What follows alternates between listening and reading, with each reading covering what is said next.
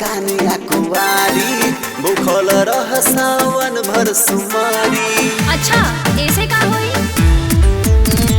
पारू बमया बही हो कानिया कुवारी भूखल रह सावन भर सुमारी। कहिए मरदान बाबा करिए समाधान बाबा सुन ले तोहर पुकार।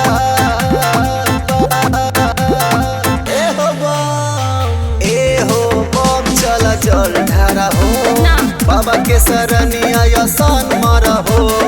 ए हो बम चल जल ढारा हो बाबा के सरनिया यसन मारा हो। तू अपन रास्ता देखा हम अपन।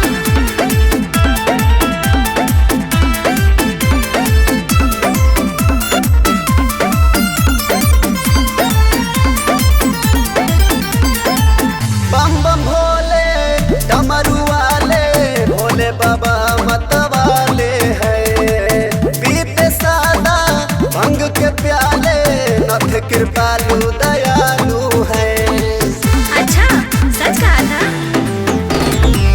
बम बम भोले डमरू वाले भोले बाबा मतवाले हैं। सच पीते सादा भंग के प्याले नथ कृपालु दयालु है। तारा भोले के गुहार करिए जीवन उद्धार असो हो जाई तहर गिणा पार।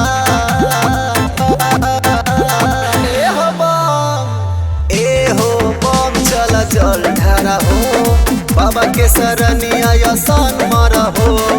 ए हो बम चल जल ढारा हो बाबा के सर